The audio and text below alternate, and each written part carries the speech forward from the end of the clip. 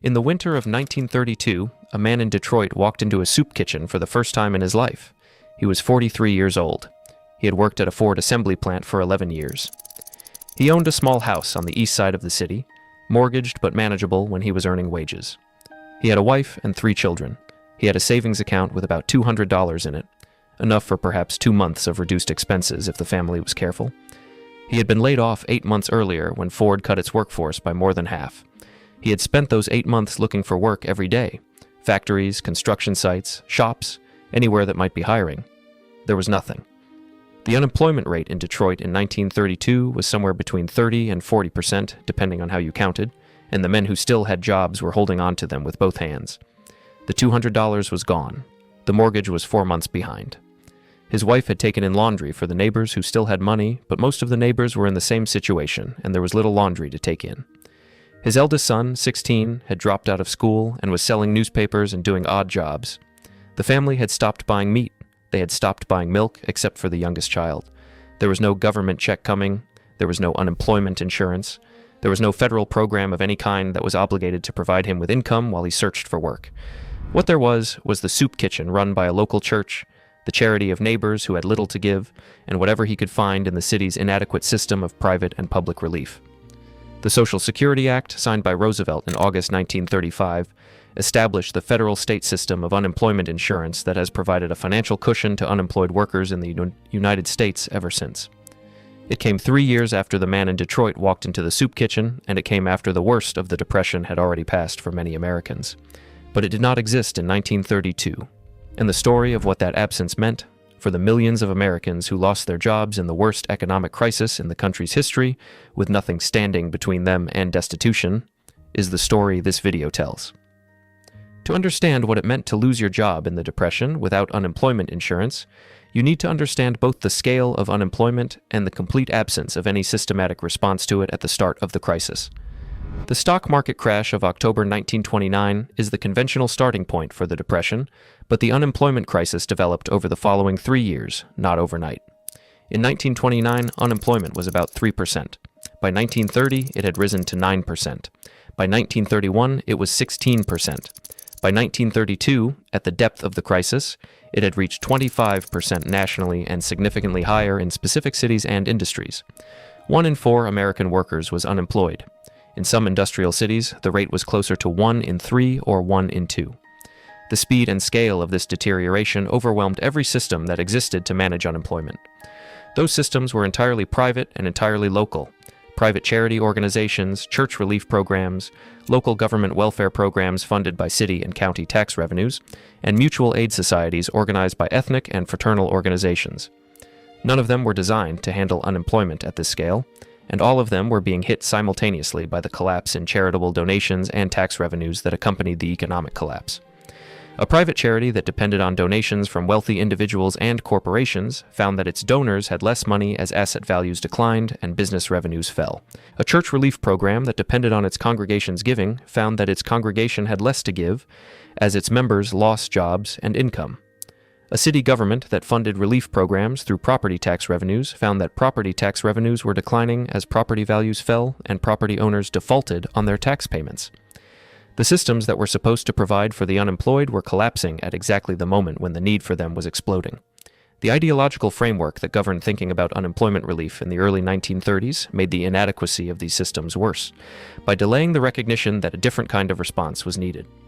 The dominant view among political and business leaders at the start of the Depression was that unemployment was temporary, that the market would self-correct, and that the appropriate response was private charity combined with encouragement for the unemployed to seek work. Government relief, in this view, was morally hazardous. It would reduce the incentive to work, undermine individual responsibility, and prolong the Depression by preventing the natural market adjustment. Herbert Hoover, who was president when the Depression began, held this view sincerely and applied it consistently for 3 years. He encouraged voluntary coordination among businesses to maintain wages and employment. He promoted private charity as the appropriate response to unemployment. He resisted calls for federal relief programs, arguing that they would destroy the character of the American people and undermine the American system of individual self-reliance. This was not hypocrisy or callousness, it was a coherent ideology, widely shared among the business and political leaders of the era, that held that the American economy's strength derived from individual initiative and that government interference in the market would do more harm than good. The ideology was wrong about the Depression, whose causes and appropriate remedies were different from what the dominant framework predicted, but it was sincerely held and it shaped the policy response for 3 critical years. What the unemployed actually experienced during those 3 years was determined by the specific circumstances of their situation, their savings, their family resources, the local availability of private and public charity, and the particular way in which their unemployment intersected with the other economic dislocations of the Depression. The initial response of most unemployed workers was to draw down savings. A family with several months of savings could manage the first period of unemployment by reducing expenditures and living on reserves. The $200 in the Detroit man's savings account was typical of what a relatively stable working-class family might have accumulated, and it provided a buffer of 2 or 3 months before more drastic measures were required. When savings were exhausted, the next resource was family. Extended family networks provided support in ways that are difficult to quantify, but that were clearly significant in the Depression era. Children moved back in with parents, parents moved in with children, siblings shared housing, and pooled whatever income they had.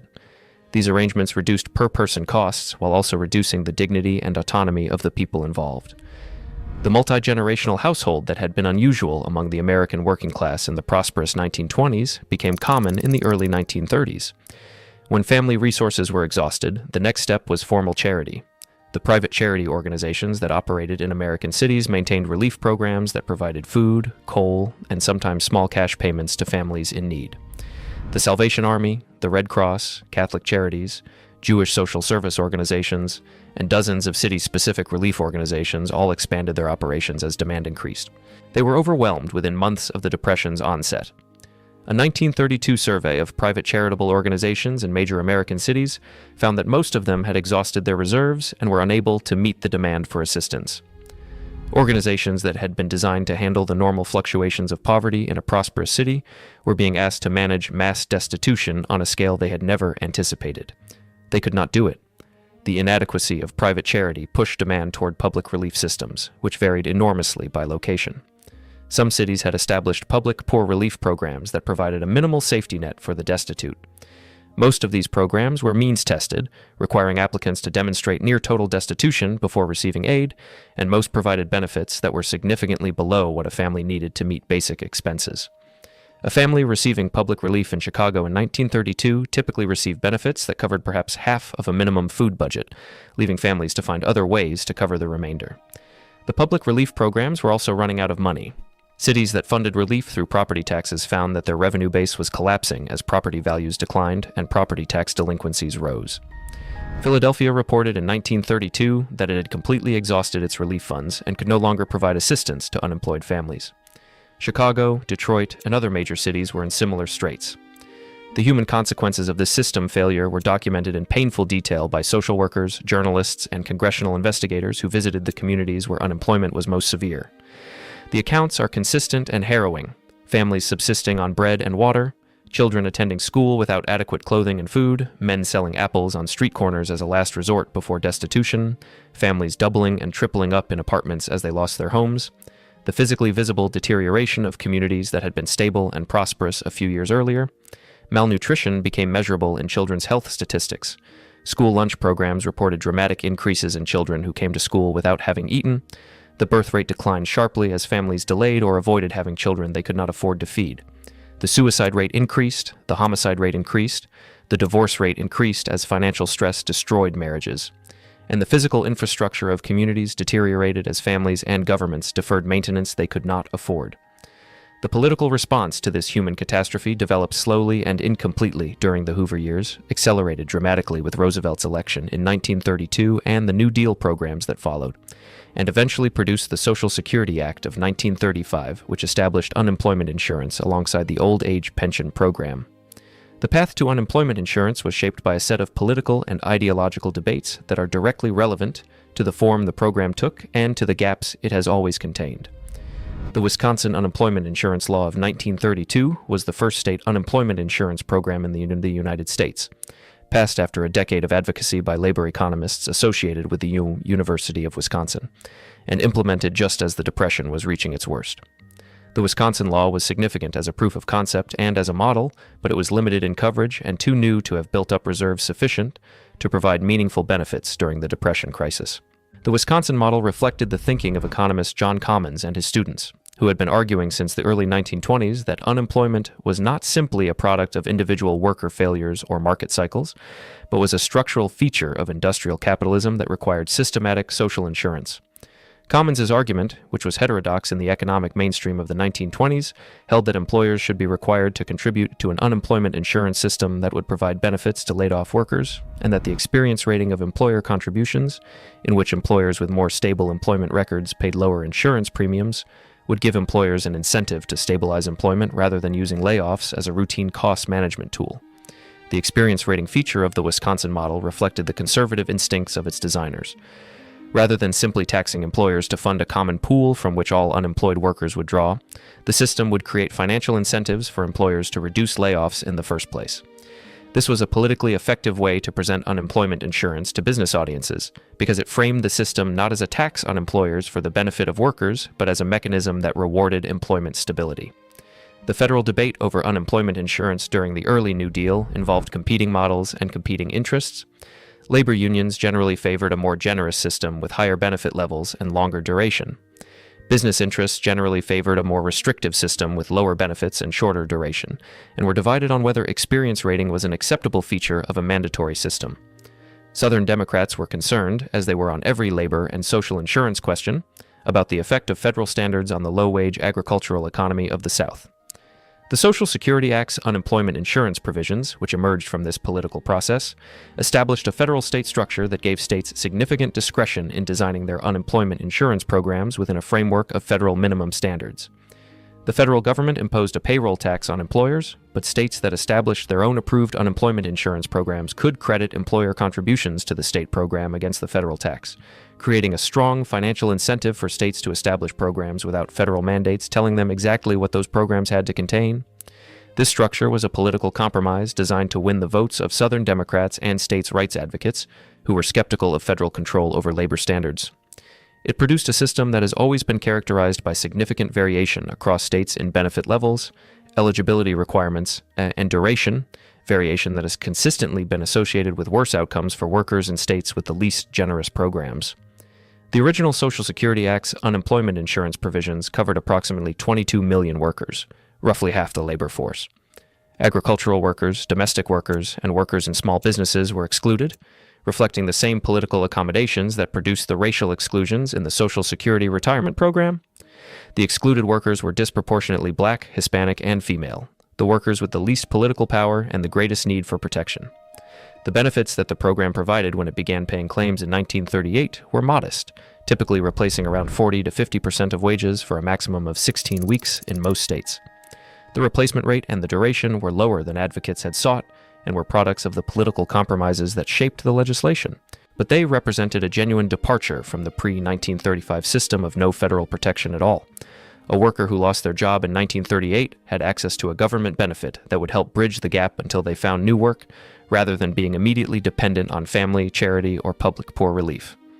The experience of the Depression without unemployment insurance and the subsequent creation of the program shaped the political culture around unemployment benefits in ways that have persisted for 9 decades. The program's architects understood that it would be most politically durable if it was structured as social insurance rather than welfare. Workers contributed to the system through their employers' payroll taxes and received benefits as a right when they became unemployed, rather than having to demonstrate need and accept a stigmatized welfare payment. This design succeeded in its political goal. Unemployment insurance has remained politically viable for 9 decades, has been expanded during economic crises, and has not been fundamentally challenged in the way that means-tested welfare programs have been challenged. The insurance framing, in which workers receive benefits they have earned rather than charity they must accept, has protected the program from the political attacks that have been leveled at more explicitly redistributive programs. But the insurance framing has also limited the program in ways that have become more visible over time.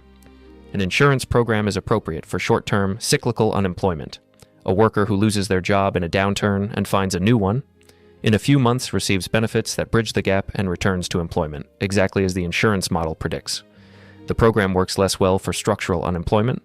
A worker whose job has been permanently eliminated by automation or trade competition, who needs not just income support but retraining and job search assistance, does not fit the insurance model as cleanly.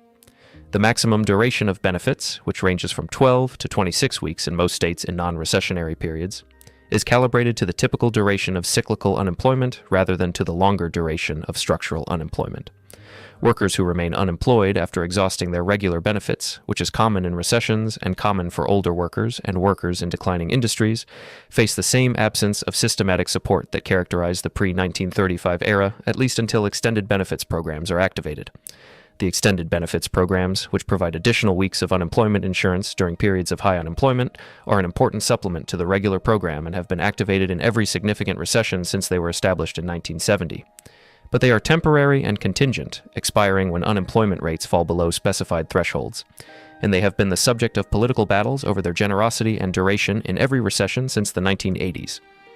The most significant expansion of unemployment insurance in its history occurred in response to the COVID-19 pandemic, when Congress passed the CARES Act in March 2020, adding $600 per week to regular unemployment benefits, extending eligibility to gig workers and self-employed workers who had never been covered by the regular program, and extending the maximum duration of benefits to 39 weeks in the regular program plus additional extensions. The expansion was extraordinary in its scope and speed, reflecting both the extraordinary nature of the economic shock and the accumulated knowledge of how unemployment insurance works that decades of economic research had produced. The COVID expansion demonstrated that a much more generous and comprehensive unemployment insurance system was administratively feasible, politically achievable in a crisis, and effective in its primary goals of maintaining consumer spending and preventing destitution during the unemployment shock. It also demonstrated, through the subsequent political debate over the $600 supplement, that the conservative argument that generous unemployment benefits reduce the incentive to work had sufficient political traction to produce significant pressure to end the expanded benefits before the economic recovery was complete. The debate over whether unemployment benefits are too generous and whether they discourage recipients from seeking work is as old as the program itself. The empirical research on this question is extensive and nuanced. There is evidence that higher benefit levels and longer duration are associated with somewhat longer unemployment spells, consistent with the argument that benefits reduce the urgency of job search. There is also evidence that the effect is relatively small compared to the welfare gains from providing income support during unemployment, and that the workers most affected by unemployment benefit generosity are those who have the most flexibility in their job search, rather than those who are desperately seeking any available job. The man in Detroit in 1932 who walked into the soup kitchen was not discouraged from seeking work by unemployment benefits that did not exist. He was seeking work constantly and finding none. The absence of unemployment insurance was not preventing him from being lazy. It was preventing him from having a financial cushion while he looked for work that was not available in the labor market that existed. This is the basic argument for unemployment insurance, that the unemployed are predominantly people who want to work and cannot find it, not people who are choosing leisure over employment, and that providing them with income support during the search for work is both humane and economically efficient because it allows them to find better job matches rather than accepting any available job out of desperation. The argument has been made, with increasing empirical support, for 9 decades since the Social Security Act established the program. The program that resulted is imperfect.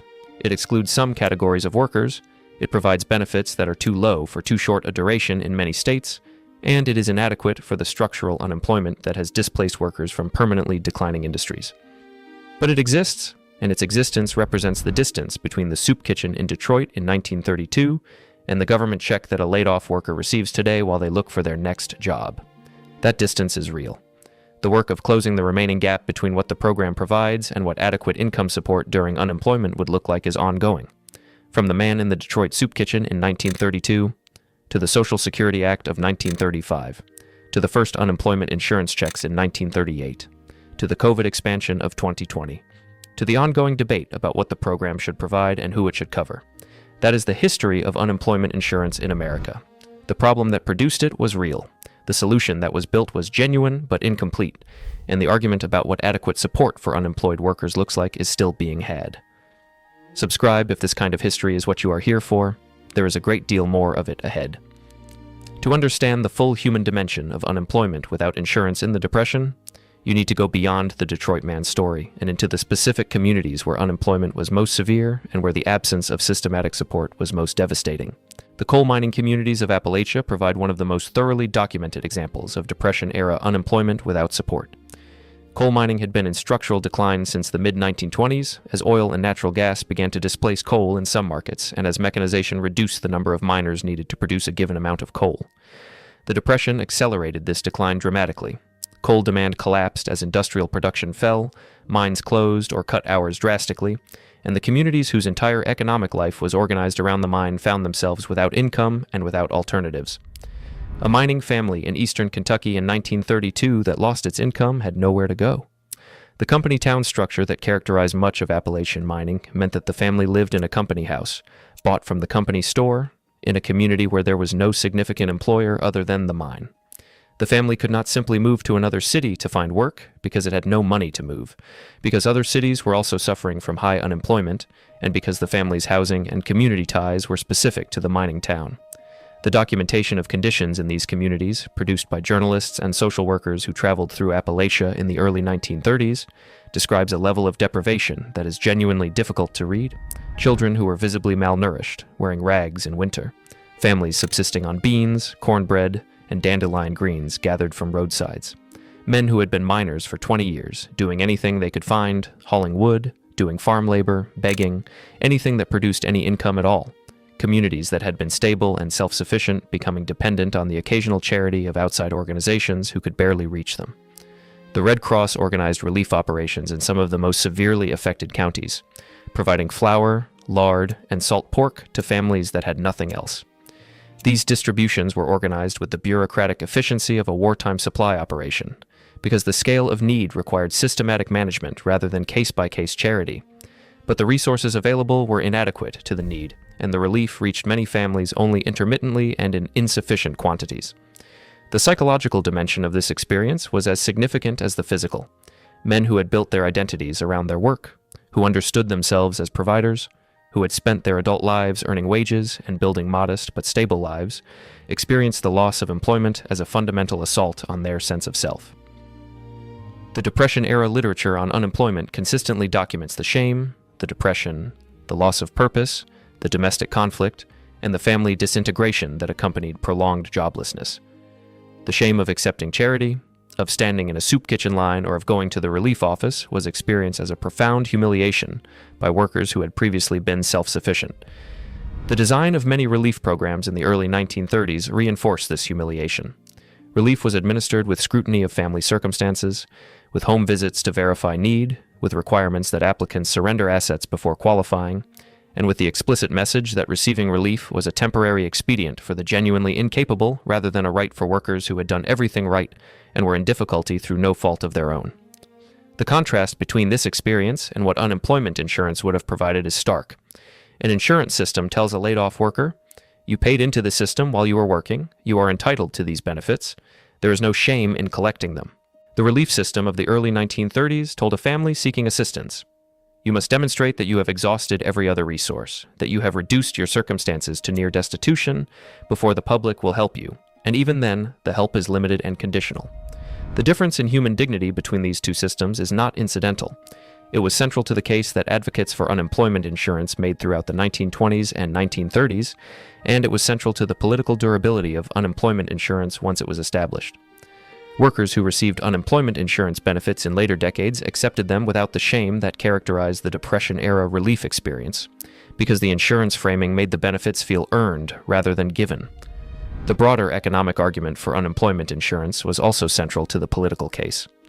The workers who lost their income in the Depression stopped spending money, which reduced demand for goods and services, which caused more businesses to reduce production and lay off more workers, which further reduced income and spending, in the self-reinforcing downward spiral that Keynes and other economists were documenting in real time during the Depression. An unemployment insurance system that maintained some fraction of workers' income during unemployment would have moderated this downward spiral by keeping money flowing through the consumer economy even as employment fell. The workers who received unemployment benefits would continue to buy groceries, pay rent, and make the routine expenditures that sustained the businesses around them. The absence of such a system meant that the loss of income was immediate and complete, amplifying the economic contraction. This Keynesian argument for unemployment insurance as an automatic economic stabilizer, one that expands fiscal stimulus automatically during downturns without requiring legislative action, was developed and refined in the decades after the Social Security Act established the program. The evidence from subsequent recessions has consistently confirmed the argument. Unemployment insurance has functioned as one of the most effective automatic stabilizers in the American economy, maintaining consumer spending and moderating the severity of recessions. The Federal Reserve Bank of San Francisco estimated that the expiration of the additional $600 per week in unemployment benefits during the COVID pandemic, which occurred in late summer 2020, would reduce consumer spending by approximately $44 billion per month, equivalent to approximately 2 percentage points of GDP. This estimate, based on spending data from households receiving unemployment benefits, illustrates the magnitude of unemployment insurance as an economic stabilizer. The program functions not just as income support for individuals, but as a significant component of aggregate demand during periods of high unemployment. This automatic stabilization function was not fully understood when the Social Security Act was passed, but it was part of the intellectual framework that New Deal economists brought to the design of the program. The contribution requirement, which required workers to have recent employment history to qualify for benefits, ensured that the program would be most active during periods when employment was highest, and workers were building their eligibility, and would disperse most during periods when unemployment was high and consumption support was most needed. The system was not explicitly designed as an automatic stabilizer in the macroeconomic sense that the term later came to mean, but it had this property as a consequence of its design. The political battles over the generosity of unemployment insurance since the program was established have been shaped by the tension between its income support function and its potential effect on labor supply. The fear that generous unemployment benefits would reduce workers' incentive to seek employment quickly has motivated the relatively low benefit levels and short maximum durations that characterize many states' programs. The empirical research on this question has been conducted extensively over the past 40 years, using the natural experiments created by variations in benefit levels and durations across states and over time. The consistent finding is that higher benefit levels and longer duration are associated with somewhat longer unemployment spells, but that the magnitude of the effect is relatively small. A worker who receives more generous unemployment benefits takes on average a week or two longer to find a new job than a worker with less generous benefits.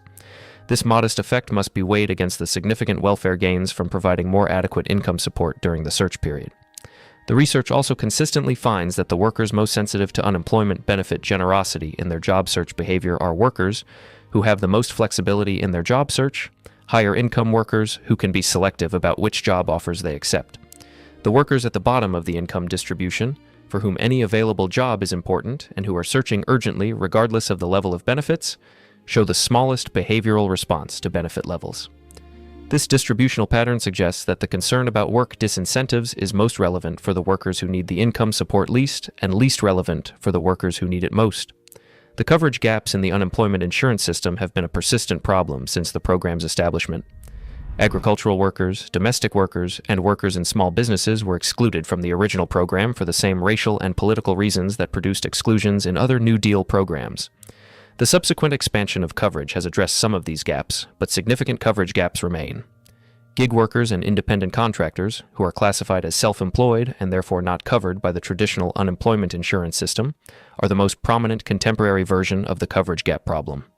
The growth of the gig economy has moved a significant fraction of the workforce into a category that was small and marginal when the unemployment insurance system was designed, but that now includes millions of workers who have essentially no protection against income loss when their gig work disappears. The COVID pandemic's economic shock made the gig worker coverage gap impossible to ignore, because millions of gig workers lost income simultaneously when the pandemic shut down the sectors where they worked. The CARES Act's Pandemic Unemployment Assistance Program provided temporary coverage for gig workers and self-employed workers, the first time they had been eligible for unemployment benefits. The temporary nature of this coverage meant that it expired with the emergency provisions, leaving gig workers without coverage again in the post-pandemic period. The question of whether gig workers should be permanently covered by unemployment insurance, and how the financing of such coverage should work, given that they do not have employers making payroll tax contributions on their behalf, is one of the central policy questions in the ongoing evolution of the unemployment insurance system. The answer depends in part on how the growth of gig work is understood. If gig work is primarily a form of genuine self-employment chosen by workers who prefer flexibility and autonomy, then unemployment insurance for gig workers is a different kind of policy question than unemployment insurance for traditional employees. If gig work is primarily a form of employment relationship in which employers have reclassified their workers to avoid the legal and financial obligations that come with employment, then extending unemployment insurance to gig workers is simply correcting a misclassification that has allowed employers to escape their social insurance obligations. The distinction between these two characterizations of gig work is contested and varies across different gig work arrangements. A skilled freelancer who chooses to work for multiple clients and who earns a premium for their expertise is in a genuinely different situation from a delivery worker who performs essentially the same work as an employee delivery worker, but who is classified as an independent contractor to allow the platform to avoid employment taxes and benefits. The policy challenge is designing unemployment insurance rules that distinguish between these situations, or alternatively that provide coverage to all workers who experience significant income loss through no fault of their own, regardless of their employment classification. The latter approach, which would significantly expand the unemployment insurance system's coverage, would require changes to the financing mechanism, the eligibility determination process, and the political coalition that supports the program. Understanding the history of how the program was designed and what gaps were built into it from the beginning is essential for understanding what changes would be required to address the coverage gaps that persist and that have become more visible as the nature of work has changed. From the man in the Detroit soup kitchen in 1932 who had no government support at all, to the gig worker in 2025 who may have no government support if their platform work disappears, the story of unemployment insurance is a story of coverage that has expanded significantly, but that has never covered all the workers who need it. Subscribe if this kind of history is what you are here for. There is a great deal more of it ahead. There is a dimension of the unemployment insurance story that rarely receives adequate attention, and it is the dimension of what the program's structure reveals about who the American economy is designed to protect and who it leaves to manage on their own. The unemployment insurance system is funded by payroll taxes paid by employers on wages paid to employees. This financing mechanism means that the program is funded by and provides benefits to people in traditional employment relationships, workers who are not in traditional employment relationships, either because they are genuinely self-employed or because they have been classified as independent contractors by their employers, are outside the financing mechanism and therefore outside the benefit system. This exclusion was not a problem when the system was designed because the fraction of the workforce in non-traditional employment arrangements was small. It has become a significant problem as the fraction of the workforce in such arrangements has grown, whether through the genuine growth of self-employment and freelance work or through the deliberate reclassification of workers by employers seeking to avoid the costs of traditional employment. The deliberate reclassification problem is the more troubling version of the coverage gap, because it represents an active choice by employers to structure employment relationships in ways that exclude workers from the social insurance systems that the employment relationship was designed to fund. A company that classifies its delivery drivers as independent contractors rather than employees is not providing workers with flexibility and autonomy. It is removing those workers from the unemployment insurance system, the workers' compensation system, and other employment-based protections while capturing the economic benefits of their labor. The growth of platform companies in the delivery, transportation, and service sectors has made this reclassification strategy visible at a scale that was impossible to ignore. Uber, Lyft, DoorDash, Amazon Flex, and similar companies have built large workforces of workers who are classified as independent contractors, but who work in conditions that in many respects resemble employment. They are subject to the platform's direction in how they perform their work. They are evaluated by performance metrics that the platform controls. They can be deactivated without the procedural protections that employment law provides, and they depend on the platform for their access to the customers they serve. The legal battles over the classification of these workers have been fought in multiple states and have produced conflicting outcomes, with some courts and regulators finding that the workers are employees for purposes of specific laws and others finding that they are independent contractors. California's Proposition 22, passed in 2020 after a campaign funded by the platforms to approximately $200 million, amended California law to classify platform workers as independent contractors while providing them with some limited benefits that fell short of what employment classification would have provided. The political power of the platform companies in this battle is a contemporary version of the political power that resisted the original unemployment insurance legislation and that shaped the program's coverage gaps. Large employers with significant financial resources and political connections have always been more effective at resisting the expansion of social insurance obligations than the workers who would benefit from those expansions have been at demanding them. The history of unemployment insurance from 1935 to the present is in part the history of this political contest. The program has expanded during periods when worker advocates and their political allies had sufficient power to push for expansion, and it has been constrained during periods when employer interests have been more politically dominant.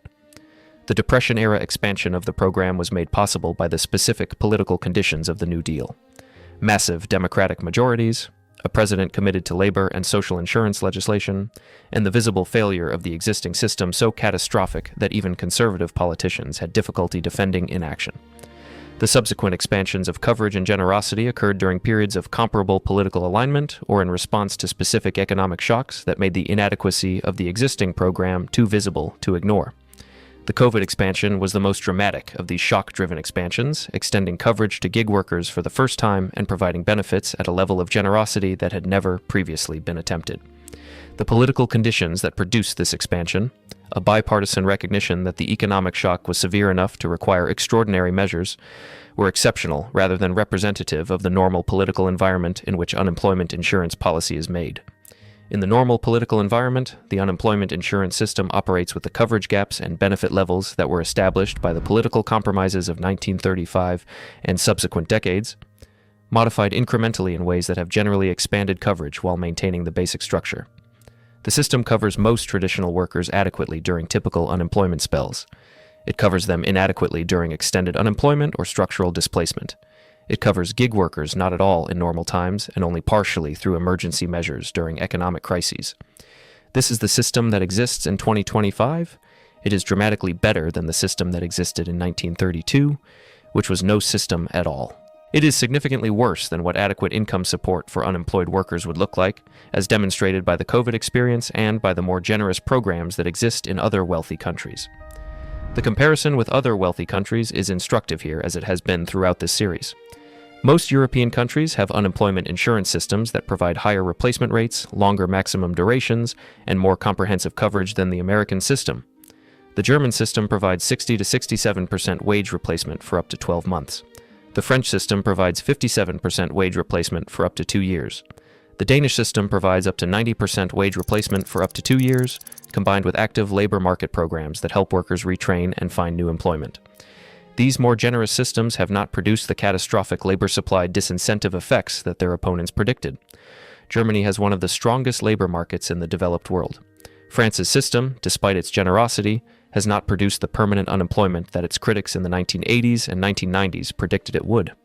The empirical evidence from these systems supports the conclusion that generosity within the range of what wealthy countries have implemented does not fundamentally undermine labor supply. What it does do is provide more adequate income support during unemployment, reducing the financial stress and the wealth depletion that extended unemployment produces. The American workers who exhaust their unemployment benefits and continue to be unemployed, drawing down their savings and falling behind on bills, are experiencing outcomes that are worse than they need to be given the available policy alternatives. Building the political will to implement those alternatives requires understanding why the current system is the way it is and what it would take to change it. The history of unemployment insurance since 1935 provides that understanding. The system was designed with political compromises that produced coverage gaps and benefit limitations. Those compromises were shaped by employer interests and by racial politics that have never been fully corrected, and the subsequent evolution of the system has expanded it incrementally without addressing the structural compromises that shaped it. A system adequate to the needs of American workers in 2025 would extend coverage to all workers, including gig workers and self-employed workers, would provide higher replacement rates that more closely approximate workers' actual wages, would provide longer maximum benefit durations that reflect the actual duration of structural unemployment, and would include active labor market programs, retraining assistance, and job placement services that help displaced workers find new employment rather than simply sustaining them while they search. None of these improvements is beyond the financial or administrative capacity of the United States. They are within the range of what other wealthy countries have implemented. What they require is the political will that has not been consistently available in the normal political environment. The man in the Detroit soup kitchen in 1932 did not have even the inadequate system that exists today. His counterpart in 2025 has unemployment insurance if he qualifies. Whether the system provides adequate support, and whether it will exist in a form adequate to future economic shocks is the question whose answer depends on the same political dynamics that have always determined the program's generosity. From the soup kitchen in 1932 to the Social Security Act of 1935 to the first unemployment checks in 1938 to the COVID expansion of 2020 to the gig worker coverage gap of 2025. The history is long, the progress is real, the work is not finished. Subscribe if this kind of history is what you are here for. There is a great deal more of it ahead. One final observation about this history that deserves attention before we close. It is an observation about what the Depression experience without unemployment insurance tells us about the relationship between economic security and political stability, and why the New Deal programs that address that insecurity were not simply humanitarian gestures, but responses to genuine political threats. The Depression produced social and political conditions that were genuinely dangerous for the democratic political system. A quarter of the workforce unemployed, millions of families in desperate circumstances, private charity overwhelmed, local governments bankrupt, and the existing political system producing no meaningful response for 3 years. These conditions generated political movements that threatened the institutional foundations of American democracy in ways that are worth taking seriously. The Bonus Army, which marched on Washington in 1932, demanding early payment of veterans' bonuses, was the most visible of these movements, and its violent dispersal by Army troops under General Douglas MacArthur produced images that shocked the country. Father Coughlin's radio broadcasts, which reached millions of listeners with a message that combined economic populism, anti-Semitism, and authoritarian tendencies, represented a different kind of threat. Huey Long's Share Our Wealth movement, which promised to cap fortunes and guarantee every family a minimum income, attracted millions of supporters and represented a significant challenge from within the Democratic Party to Roosevelt's more cautious reform agenda. These movements were heterogeneous and in some cases contradictory, but they shared a common origin in the desperation of people who had no economic security and who were prepared to support radical alternatives to a system that had failed them. Roosevelt and the architects of the New Deal understood this political context. The programs they designed, Social Security, unemployment insurance, banking regulation, labor law reform, were not simply humanitarian responses to genuine need.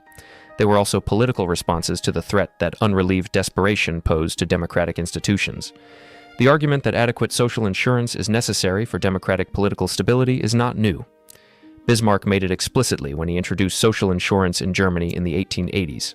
He was trying to reduce the appeal of socialist and revolutionary movements by giving workers a stake in the existing social order.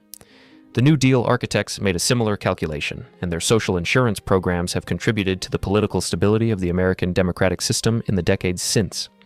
This observation is relevant to the current debate about unemployment insurance and other social insurance programs, because it suggests that the case for adequate social insurance is not only humanitarian and economic, but also political.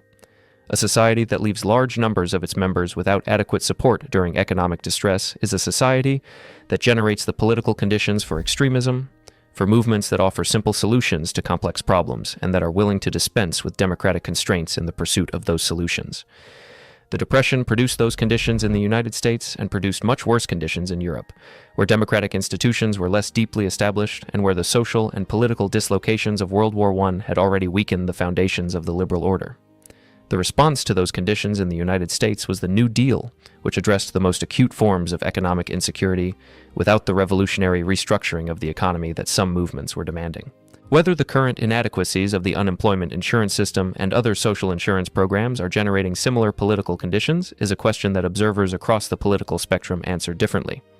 What the history suggests is that the connection between economic security and political stability is real, that periods of widespread economic insecurity tend to generate political radicalization, and that the adequacy of social insurance systems is not only a matter of economic and humanitarian policy, but of political stability. The man in the Detroit soup kitchen in 1932 was not a political extremist. He was a man who had done everything right by the standards of his time, and who had been undone by forces beyond his control. The political movements that emerged from the Depression were products of millions of similar experiences accumulated across the country over 3 years of economic collapse without systematic support. The New Deal programs that followed were built in response to those experiences and those movements. Unemployment insurance was one of those programs, and it has helped prevent the recurrence of conditions as extreme as those of the early 1930s in subsequent downturns.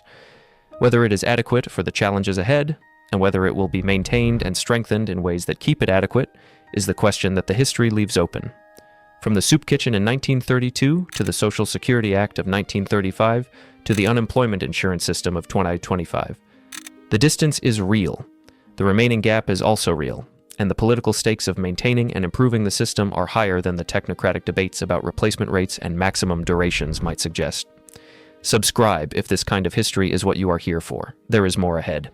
There is one more thread that this history demands we follow before we close, and it is the thread of what the absence of unemployment insurance in 1932 produced in specific American cities and communities that can be measured and compared to the experience of subsequent downturns. The cities that were hardest hit by the Depression, Detroit, Cleveland, Pittsburgh, Chicago, were cities whose economies were concentrated in industries that were hit earliest and hardest: automobile manufacturing, steel, meatpacking, construction. In these cities, unemployment reached levels that were catastrophic not just for individual workers, but for the entire social fabric of the community. The property tax base collapsed as home values fell and property tax delinquencies rose, reducing the revenue available for city services, including the relief programs that were the only public support for unemployed workers. City school systems cut programs and teachers. City hospitals reduced services. City relief offices were overwhelmed with applications they could not process and could not fund.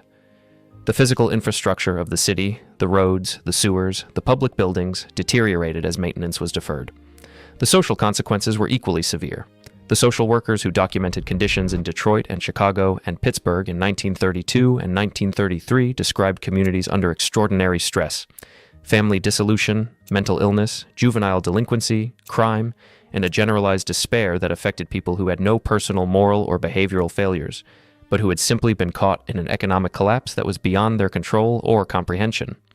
The contrast with subsequent downturns, in which unemployment insurance provided a floor under consumer income and moderated the economic contraction, is clearly visible in the macroeconomic data. The recessions of 1981-82, 1990-91, 2001, and 2007-09 all produced significant unemployment, comparable in some cases to early Depression unemployment levels in specific sectors. None of them produced the cascading social and economic collapse of the early 1930s, partly because of the automatic stabilization function of unemployment insurance and other New Deal programs that maintained some level of consumer spending even as employment fell. The 2008-09 financial crisis, which was the most severe recession since the Depression, produced unemployment that peaked at about 10% nationally compared to 25% in the Depression. Part of the difference reflects the different causes of the two crises and the different policy responses. Part of it reflects the automatic stabilization provided by unemployment insurance and other programs that did not exist in the Depression.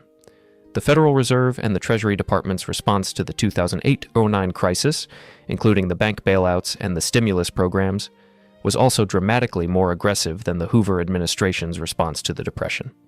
But the unemployment insurance system was part of the floor that prevented the 2008-09 recession from becoming a second depression, by maintaining some level of consumer spending in communities where employment had fallen sharply. The COVID recession of 2020, which produced the fastest and most severe short-term employment collapse in American history, with unemployment reaching nearly 15% in April 2020, also did not produce a depression-scale economic collapse, partly because of the extraordinary expansion of unemployment insurance and other income support programs through the CARES Act. The consumer spending data shows clearly that households receiving the enhanced unemployment benefits maintained their spending at levels significantly above what households without benefits managed, providing the floor under consumer demand that the automatic stabilization function of unemployment insurance is supposed to provide. These macroeconomic observations are relevant to the political debate about unemployment insurance generosity, because they provide evidence that the program's economic stabilization function is real and significant.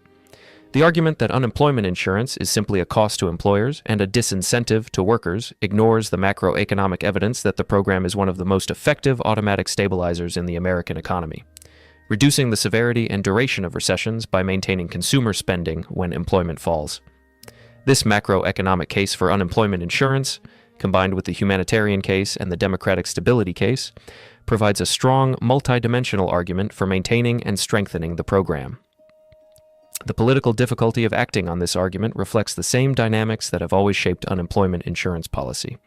The workers who benefit from a more generous system have less political power than the employers who pay the payroll taxes that fund it. Building the political will to improve the system requires not only making the economic and humanitarian case, but also building the organizational capacity to translate the interests of the workers who benefit into political power that matches the organizational capacity of the employer interests that resist improvement. That is the work that the labor movement and worker advocacy organizations are doing, imperfectly and against significant resistance, in the same way that they did it in the decades before the Social Security Act established the program in 1935. From the man in the Detroit soup kitchen in 1932, to the Social Security Act of 1935, to the first unemployment checks in 1938, to the COVID expansion of 2020, to the gig worker coverage gap, and the ongoing debate about what adequate unemployment insurance looks like in 2025. The history of unemployment insurance in America is the history of a problem identified in real time during the worst economic crisis in the country's history, addressed inadequately at first, gradually improved over 9 decades, and still not fully adequate to the needs of all the workers who face unemployment. That is the honest account. The progress is real. The remaining gap is also real. And the man in the Detroit soup kitchen deserves a system that would not make his great-grandchildren stand in the same line. Subscribe if you want to keep following this kind of history. There is more ahead. The gap between 8866 and 9000 is the gap between what the unemployment insurance system provides and what adequate support for unemployed workers would look like. It is a real gap, measurable in the difference between what workers receive and what they need, and it is being lived by specific workers in specific circumstances right now. A 53-year-old manufacturing worker who loses her job when her plant relocates overseas has access to unemployment insurance that will provide her with approximately 40% of her previous wages for a maximum of 26 weeks in most states. At the end of 26 weeks, if she has not found equivalent employment, her benefits end. She is left with whatever savings she has, Social Security that she cannot access for another decade, and a labor market in which her specific manufacturing skills may not be in demand in her geographic area. She is in a fundamentally different situation from the man in the Detroit soup kitchen because she has 26 weeks of income support rather than none. But she is in a situation that is recognizably related to his, displaced from her employment by forces beyond her control, dependent on a support system that is inadequate to her circumstances, and facing a future that is significantly more precarious than the one she had built through decades of stable employment. The history of unemployment insurance is the history of the distance between her situation and his. The progress is real. She has 26 weeks of benefits. He had nothing. But the remaining gap between 26 weeks at 40% wage replacement and the longer, more generous support that adequate income security would provide is also real, and it is being lived by workers like her in every state in the country. Understanding the history of how the current system was built, what compromises shaped it, and what it would take to close the remaining gap is the foundation for demanding better. That is where this history leaves us. Subscribe if this kind of history is what you are here for. There is more ahead.